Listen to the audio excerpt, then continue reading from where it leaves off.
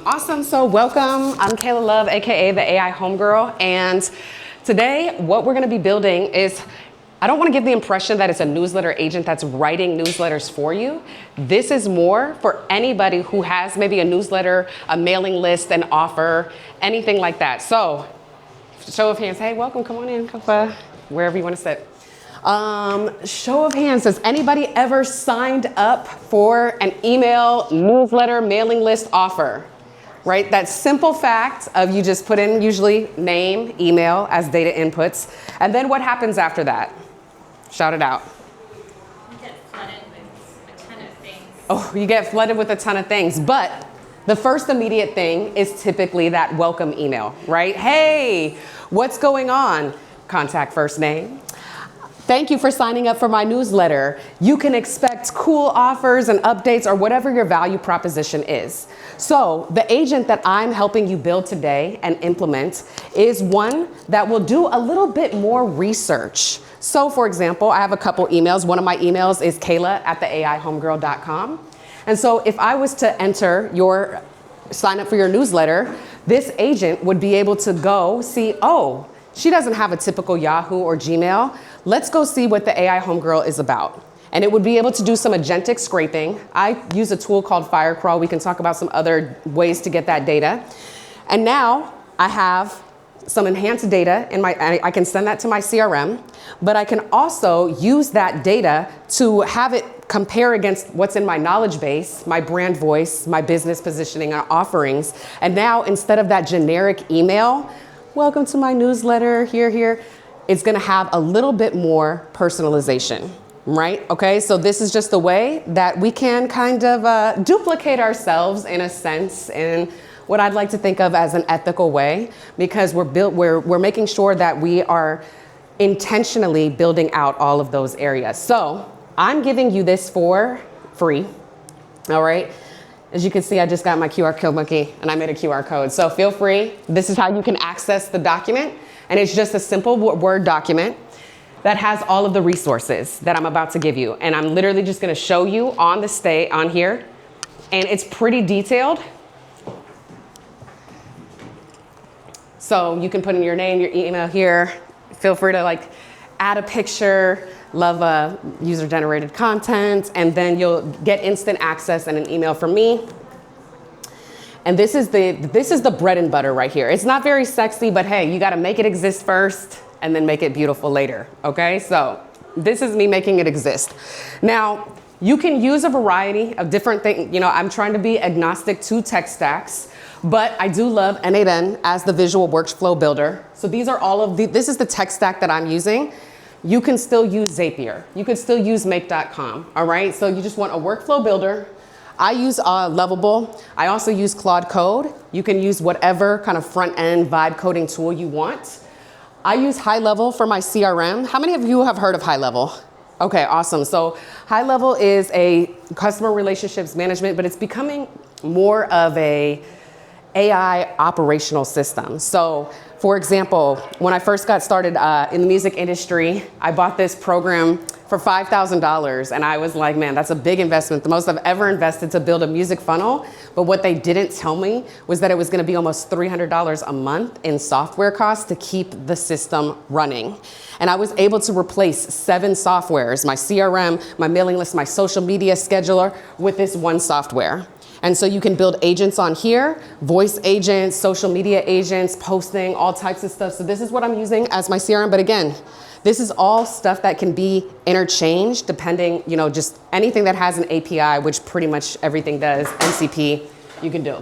Firecrawl, I think this is a San Francisco-based company. I know that they have an office, at least out here, but this allows you to do the scraping that we want to do to get some basic information from the website. And what it will actually do is format it into JSON, which our agents love. So it's automatically parsed, ready to go, ready to ingest for the logic, and then an LLM of your choice. So whatever API key you want, it could be from OpenAI for ChatGPT 5 model, it could be like Sonnet 5 from Anthropic. So it's of your choice, okay? So that's the first thing.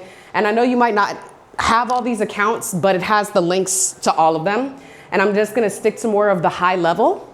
And then the fun part, which I think is the part, whether you're going to my session or other sessions, is how do we talk about this? How do we sell? How do we position? And I wanna make sure we get to that. Now, in here you have, again, the source of truth for everything. We have the resources of this Google Doc.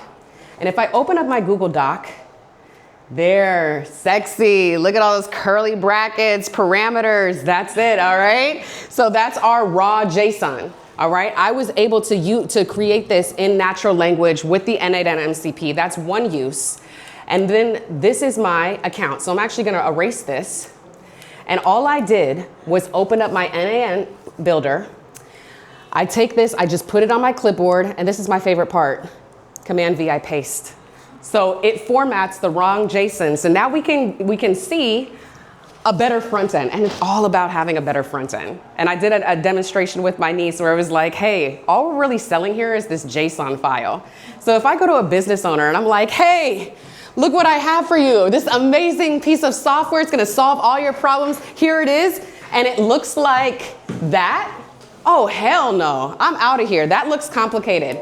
This looks better, but ultimately, we're gonna build a front end, the sexy part, right? The part that, because Lovable is damn near only a wrapper for Claude Code, right? But there's still a lot of money to be made in wrappers because it's making it accessible to a new audience, right? When we're going in and pitching to VCs, hell yeah, we got agentic infrastructure, AI all day long. When we're pitching to the customers, oh, they don't care about that. They don't care how it gets done. They want that outcome. So that's a very important part on how we're gonna pitch, how we're gonna sell. So now we got something that looks a little bit better, that's more visual, and let me take you through exactly what happens. So, webhook, my favorite trigger, very universal. Somebody fills out a form, it executes the webhook, and then it sets off this chain of events. The first event that we have is just to simply parse the data, to extract the fields. In this case, we're getting the name, we're getting the email. We might have some lead qualifying questions. Those could be short or long form text, radio, multiple choice. It doesn't matter. It's gonna be what is most helpful for you. But the easier that you can make it for the end user to provide data, the better you are. That's better competition, all right? So it's gonna extract that data and then it's gonna feed it into our agent node. So the agent node is one of the native nodes from n8n. And as you can see, it has 3 main connectors. We always gotta have a brain, all right? So the brain is that's where your LLM comes through. I like Anthropic. I've been using, I think, Sonnet 5 for this one. And that does pretty much what I needed to do because it's just analyzing that data and it's using its tools. The tools here, I have the Firecrawl MCP. That's what's going to enable the agentic scraping to parse that if it's Kaila at the AI Homegirl. Oh, AI Homegirl, let's go scrape that website. Let me call on my Firecrawl, my scraping tool. Then I have a knowledge base. Now, to keep it super simple, I am just using a Google Doc. And ultimately, you would want something more robust like a RAG database, right? Retrieval Augmented Generation database that can actually have all of the vectors, it can chunk massive amounts of data. But when you're working with clients, you just wanna get them a quick win. They might, I don't know about AI, it's taking people's jobs. Do I really need this in my business? It feels really complicated. What are the ongoing costs? That might be overkill. So we wanna keep it simple. Hey, everybody knows what a Google Doc is. So now you can tell your client, oh, don't worry about that. You can update your information anytime, just update this doc. They're like, oh, okay, I don't even need to make an account or anything. No. I'm gonna share this document with you. You just update it every time. And that suffices as their knowledge base. So that helps get you in the door until you build up rapport, especially if this is a cold lead, build up that trust, get them the result, and then you have more of an offering for like ongoing, all right? So inside my brand voice, this is just my Kaila Love brand voice. It's just talking about, identifying, the authentic voice of the creator. Here's the voice DNA. So I put down, my tone, how I talk, signature phrases. And this actually was scraped using Firecrawl. All right, just to give you an example of some of the data that it's able to extract.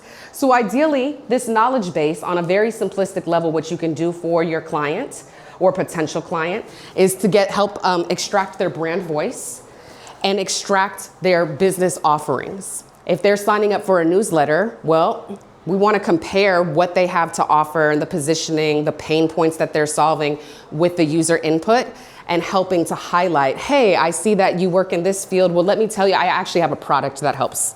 And the agent will be able to then extract that logic and create that in the email copy, all right? So that's what's happening in the agent. And then I participated in my first hackathon almost a year ago. It was an n8n hackathon, and that's where I learned, hey, we always want to equip our agents with the Think tool. He was like, I don't know why, but it just helps. And Anthropic, I don't know if anybody's ever had the experience where like you're talking and then it'll stop, be like, oh, you know, I'm so sorry about that. Actually, let me call that back. And it's like working through its thought process in the middle. Well, that's what the Think does. It's helping it to just evaluate the output before it's getting passed to the next node where everything's getting formatted properly. So if you're using something like Claude Code, this might be the equivalent to the sequential thinking MCP. All right, so it's just, we always want to equip our agents with something to help it reason and double check its thinking, to really walk through. So you can see here, very, very basic. I'm not using a memory tool because this is just pulling the content. The only tools I needed to have access to is really my knowledge base and my scraping tool. If I was to create this more as a chat bot, then I would equip it with some memory. But for this use case, I'm not doing that. Now, the beautiful thing about the n8n MCP, it wrote all of this. I don't know what the hell is going on. Somebody here probably knows that this means nothing to me. I hate it. I don't want to see it. Close it down. I just need to know that it's going to work. Bada bing, bada boom, and then I'm good. So part of it was that in the template, it's extracting just the email. So here, if we look inside the anatomy of the agent, I have the main user message. That's where I'm mapping my data. So everything that came in from the webhook, which was the name, the email, it already extracted the domain from the email, the company, the role, and of course, these can be your own variables for whatever you want to get information from. So I know that you were talking about you wanted to do something with like mental health and like creating a wellness community. So maybe some of the inputs would be like, hey, are there any current mental health practices that you do? Do you do Reiki? Do you do meditation? You know, do you have a spiritual practice? And maybe that's something that you would give your agent and be like, oh, well, if you're into meditation, then now your agent will automatically recommend some meditations that you've already created, and it helps again give that more personal input, okay? So it's whatever is relevant to your business. Then I already have the prompt here. You can read through it. You can modify it as needed. But notice in our user message, that's where we have our dynamic variables. That's where we're actually mapping the data. In our system message down here, this is more of our fixed prompt. So we don't have the variables. It's anything like the placeholder. If it doesn't have, it's not finding an endpoint or something, it's like where we can put our fallback rules on how it should behave to double check everything each time. All right, so that's, you can see most of the work is being done there in the agent node. Then I have the, it's extracting all of that to actually create the copy and then format it. And then here, anything that you see that has that little exclamation point, it simply means that you just need to add your credentials. So you go in and in the document, I show you exactly what credentials that you need. All right, so that's step 3. You would go get your Anthropic or whatever LLM of your choice, the API key, your Firecrawl API key, and they have a very generous free plan, which I love. I've actually never paid for Firecrawl. Google Docs, very simple, high level. And then the other reason why this makes it so easy for the end user is because you can create the Google Doc and just share it with them. And then they'll be able, it'll show up in their account and you'll also be able to monitor it. So again, just keeping it really simple, especially if you have a client that's like, I don't know about all this stuff. Get them that quick win. And then the high level API key. So you would just go through, can do it as a predefined credential, just add it to that node and then set it and forget it. Now, I also talked about the knowledge base, right? In the future, creating a RAG system, but in the spirit of keeping it super simple, we're doing this kind of Google Doc format. And ideally, it contains both your brand voice and the details about your positioning, your service, and your offering. All right, so MCPs. What does MCP stand for? Pop quiz. Model context protocol. Thank you. I don't know what the hesitation is about. Okay, model context protocol. I didn't want to Everybody's social. Which does not help you understand what the hell that is. I was like, what does that mean? An API, MCP, like WTF, right? There's all of these acronyms and we're trying to figure out what does that mean for me? Well, the idea is when I tore my ACL and I couldn't walk for 8 months, I sat on the couch for 17 hours a day teaching myself to code. It's before ChatGPT, before all this, and all I did was read API documentations, right? So reading, can I do this thing? Oh, well, the way that I can check to see if I do it is by seeing if there's an API endpoint. And so I would have to figure out, oh, is this a post request? Is it a get request? Is it accessible? How do I map the data? But then MCPs came along and changed everything, because now that MCP server has all of those API endpoints already trained in it. So instead of me having to do all of that manual grunt work, now I can just connect my MCP in 5 minutes.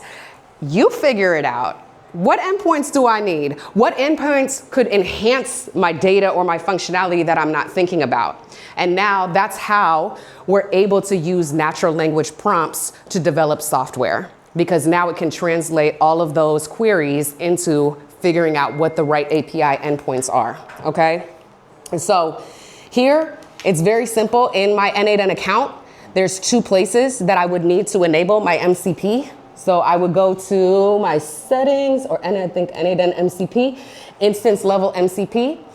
So I would just enable my MCP on my entire account, and then I would also enable it on the specific workflow that I'm working in. And what this now allows me to do is what I think is the very sexy part, which is, again, business owners are not buying this, all right? This is not something that feels usable. I don't understand what's going on, even though it looks a hell of a lot better than this.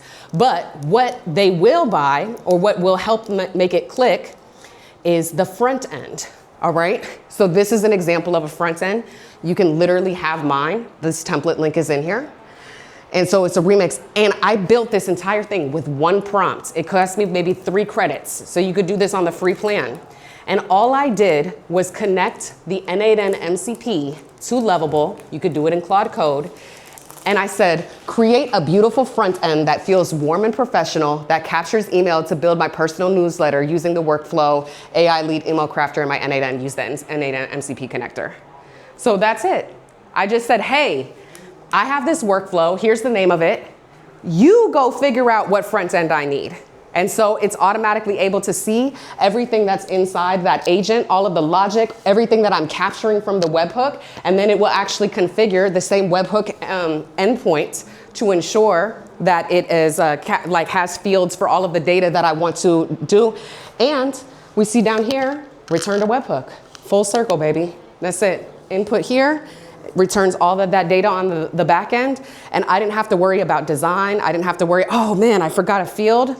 I don't want to worry about that. I'm trying to get paid, I'm trying to solve problems, and I'm trying to make it easy for people to adapt this technology. And so that's the 1 prompt. Of course, you know, we have a resident designer here, so I know design is still very important, but my golden rule is make it exist first and then make it beautiful later, all right? So that does a pretty good job, though, off of 1 shot of just allowing us to have something that is more presentable to a client. Right? Hey, let me show you an example of what it could look like for you. This is where you can help design or take a client's pre-existing brand guide, so colors, fonts, logos, and then just feed that in as an attachment. So maybe all you do is connect the MCP, give a version of this prompt, and then also as an attachment down here, attach there at the bottom. Be able to just like add their brand deck or add any information or a prompt that just captures that, and bam, you know, very, very cost efficient, because again, what is going to be easier to sell is like you're coming up with this pitch with maybe something in hand, or you've already done research on the client, You spent 3 credits to build a front end, and now you're like, hey, this is something that you could have right now, right? That's the power that we have with agentic AI. It's the power to actually have a real working prototype, something that people who don't know what we do, don't care what we do, be able to get it. Because at the end of the day, they don't care about any of that. They're like, how does this help my business? When we are selling, we're not selling AI agents. We're not selling lead capture systems. We're selling 4 things. So no matter what it is you're selling, it always should be positioned under these 4 things. It's making money, saving time, clarity, and popularity. All right? So when people, that's all they care about is like, is this gonna make me money? Is it gonna help save me time? Is it going to give me clarity around something because I feel overwhelmed, frustrated, confused, or scared? Or popularity. And popularity, that was just for the rhyme, clarity, popularity, so you could remember it. But what I mean by popularity is status or reputation. These are the 2 things that people typically, when they're buying tech from us, that's what they're really paying for. So we want to make sure that whatever it is that we're providing connects to one of those pain points for them. All right, so moving along here, again, you're adding some of the API, like, you know, I'm not trying to give up my secrets, so they've been redacted. You enter your own secrets. It'll ask you here. Once you put yours in, then it'll be able to, it'll be able to use yours, okay? And then we'll load the high-level snapshot into your account. So for anybody who's interested in trying out high level, with my link, you get a 30-day versus a 14-day free trial. And I also have a bunch of like goodies and snapshots. The reason why I love this system is the plug and play templates, is the ability to give your user something that, hey, you spent a couple hours to build it yourself one time, or better yet, leverage something that somebody else built, and then you can offer it in perpetuity. So you're now taking the time, reducing it, and that's how you end up making more money, because the user only cares about the end result, all right? Oh, I thought you had a question. All right, so then end-to-end test. Once you have set up your credentials, once you put in your variables, once you have your front end, all of the steps that I've shown you, then we act as if we're the user. What's the user experience? What's the end-to-end test? Am I able to input data? 2, is that data properly parsed, put into the workflow, and gives me the outcome, right? Does it return that webhook and I get the communication between the front end in Lovable or Claude Code and the back end in n8n? And does it fire? Well, if it returns to webhook, it means that it did fire appropriately and that contact was created, and then the snapshot inside of high level has all of the email sequencing.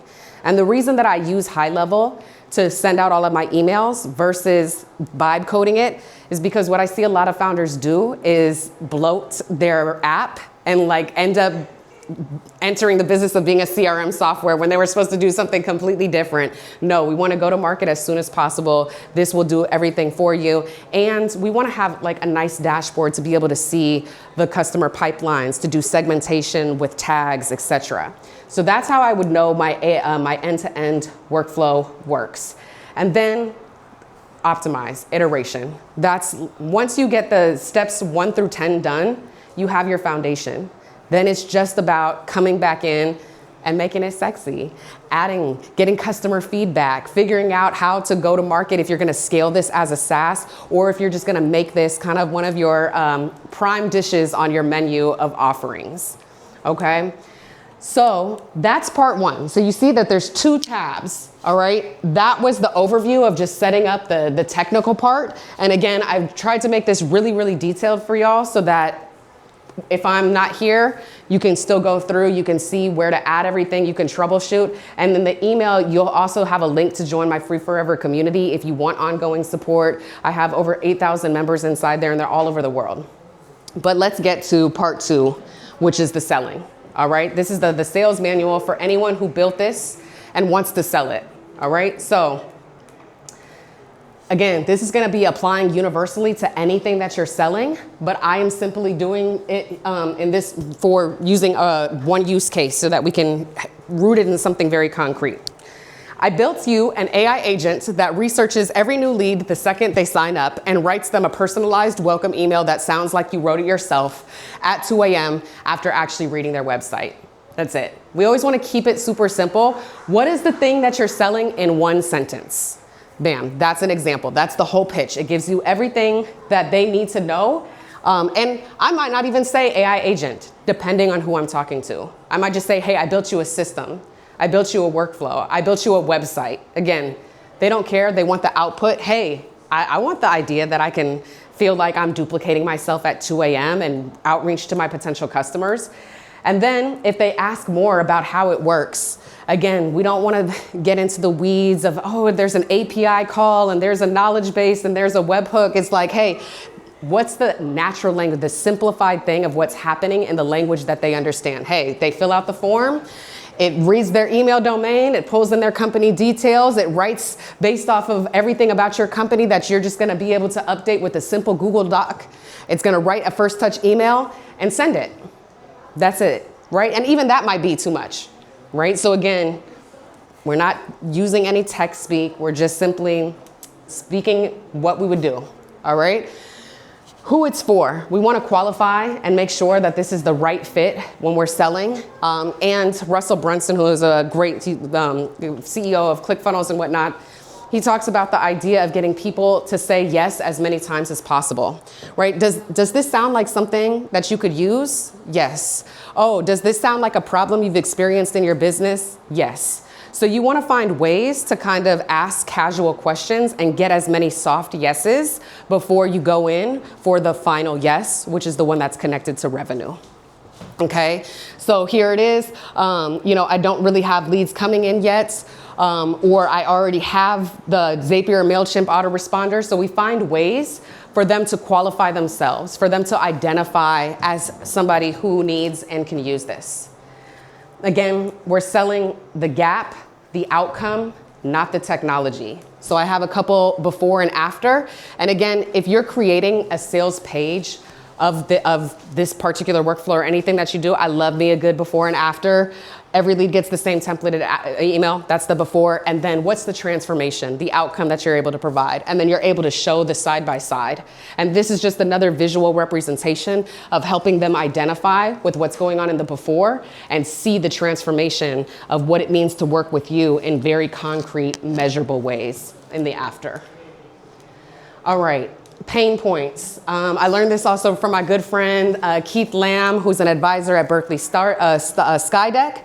And he said, we want to sell painkillers and not vitamins. And so when we're doing that, it's hitting on the pain points. What are they currently experiencing? Because it's time made, money saved, clarity, popularity. So we're not lecturing them.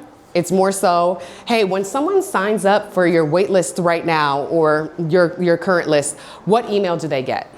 Helping them to surface that information and being an engaged listener. Hey, how do you decide, which leads? Are you doing any research currently? Again, helping them surface the problem, and then you just kind of hone in and bring it to their attention, all right?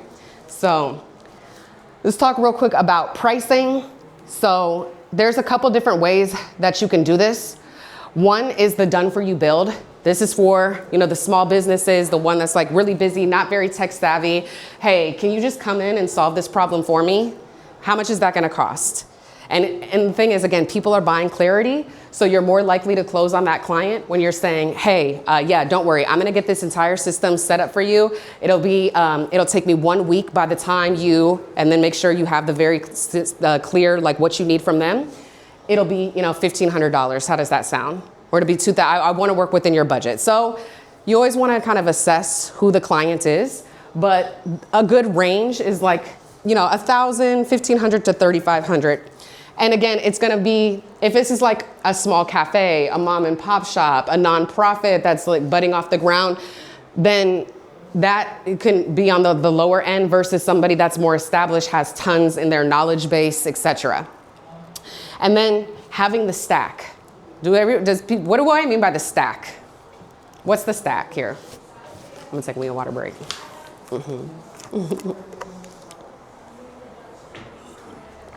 Feel free to take a stab at it.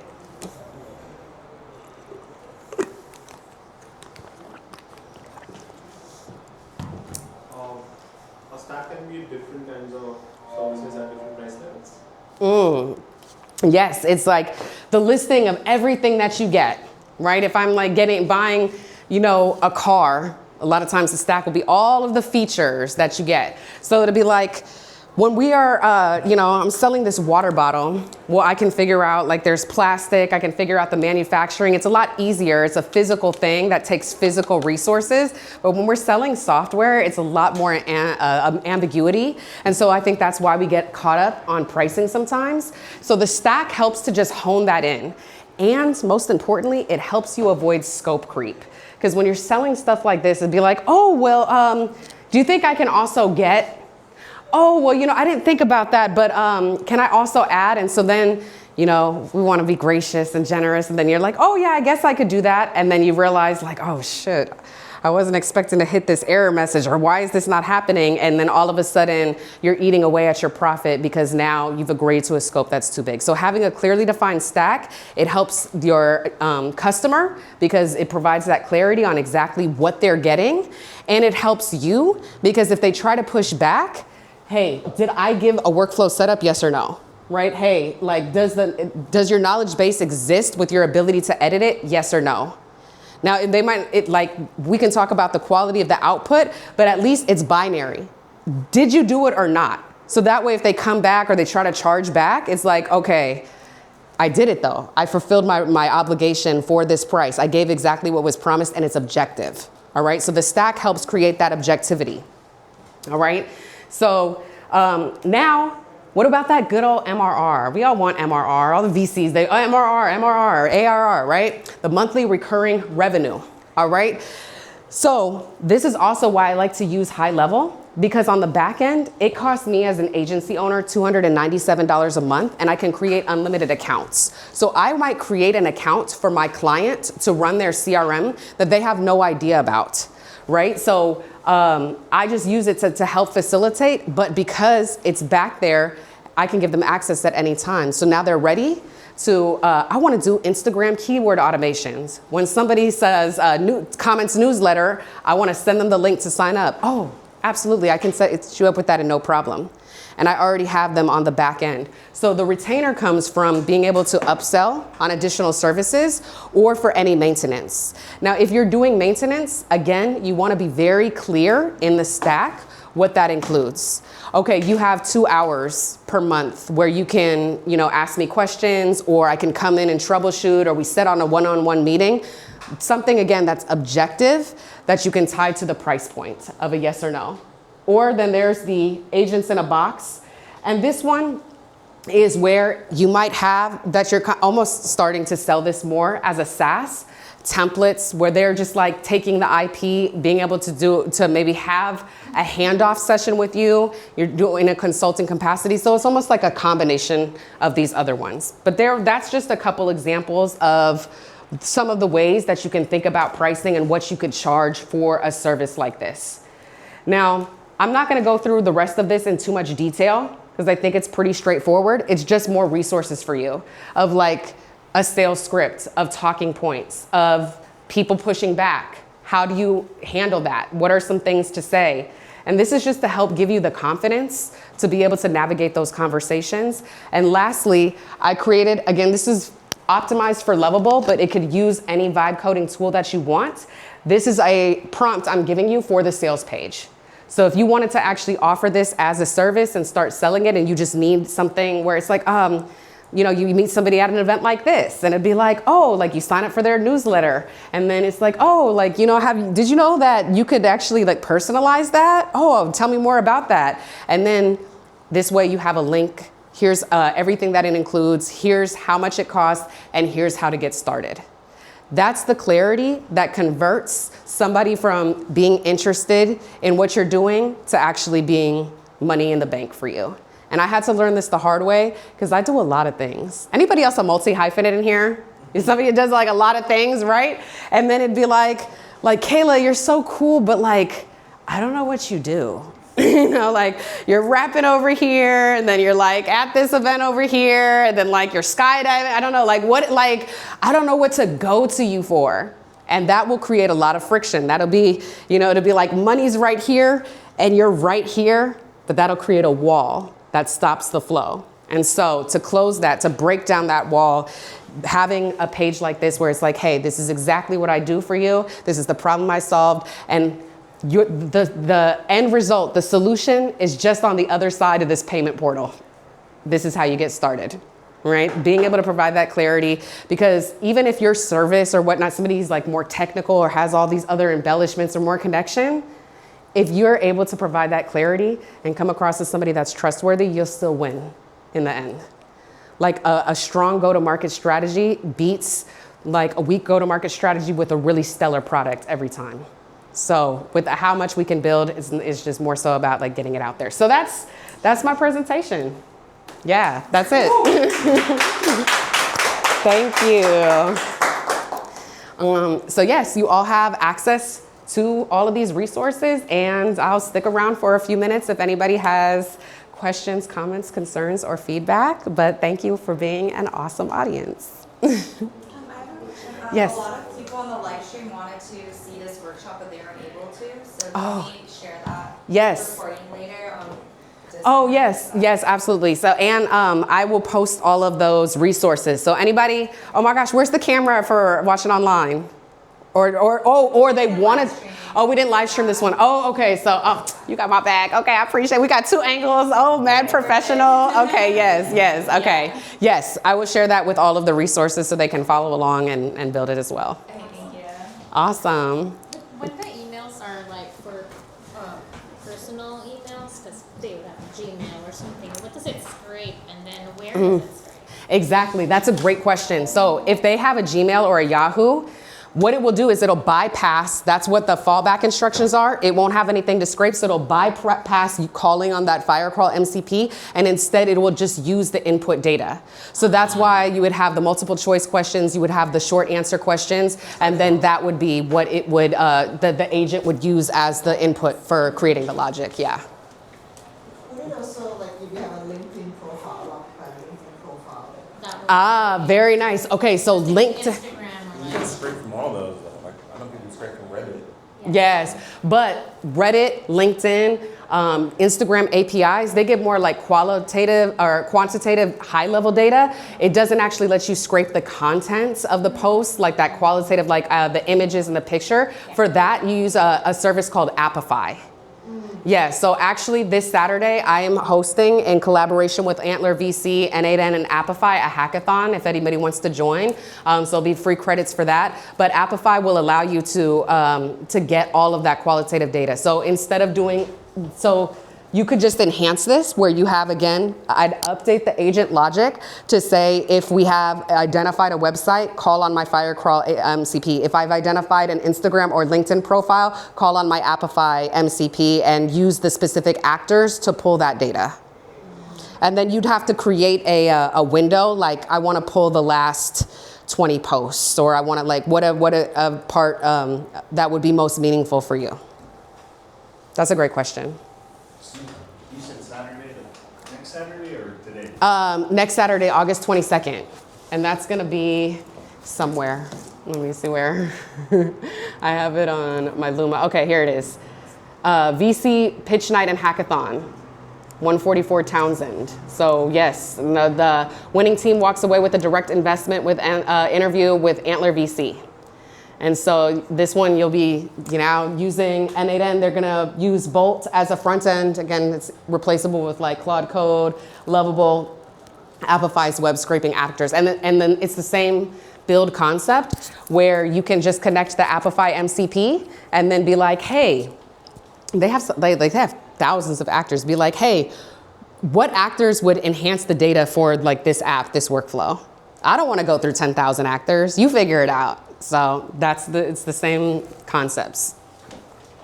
And then also in the email that you're getting, I am hosting a San Francisco meetup at Digital Jungle on Tuesday, August 25th, and I'm bringing out the founder and CEO of n8n. So you'll have also a link to RSVP for that.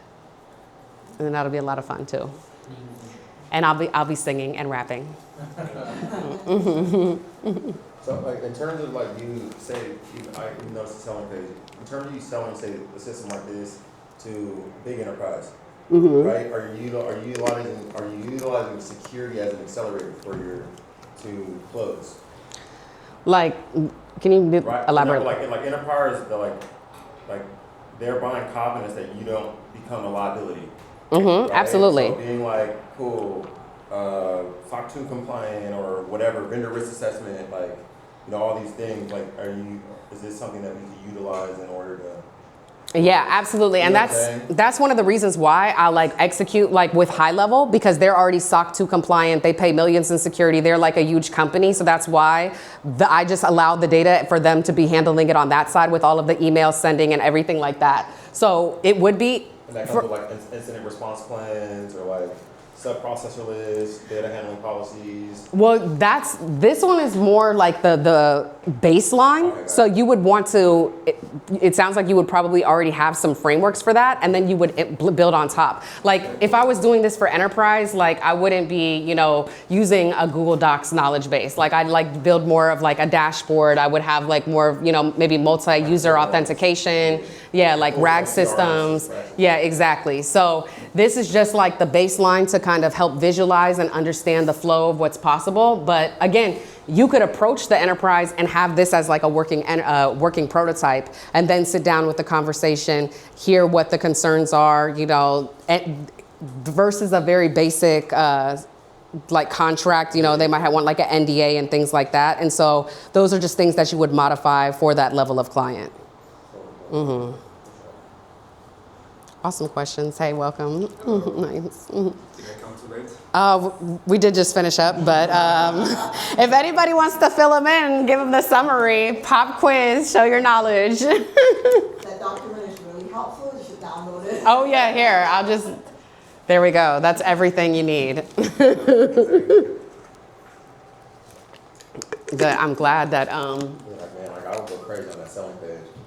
yeah, so the selling page, but see, this is just like the baseline of just what you need, and then however you would like embellish it with your own use case, with your own niche, with your own branding, with your own offerings, etc. Even So. like making like the value of not implementing like the platform. Exactly. So pulling on the pain point, all of that stuff. Yeah. Awesome. Well, thank you so much, everybody. Thank you so I much. hope That this was was a really helpful awesome. session. Yeah. I Awesome. think building is easy now, but go to market and then explaining your value proposition clearly to your customers is the most important thing. And distribution. Yeah, That's- I think you did a great job on that, like really awesome. Thank you, because that's where I see like all the founders Yeah. get caught up. Yes. People will love to build. Yeah. It's like there's not a lack of creativity. It's like, hold on. Distribution is You gotta go tell people about the thing that you built. It's like if you have a good product, great product. Yeah, and no one sees it, it's not a great product then. Yeah, even if they see it,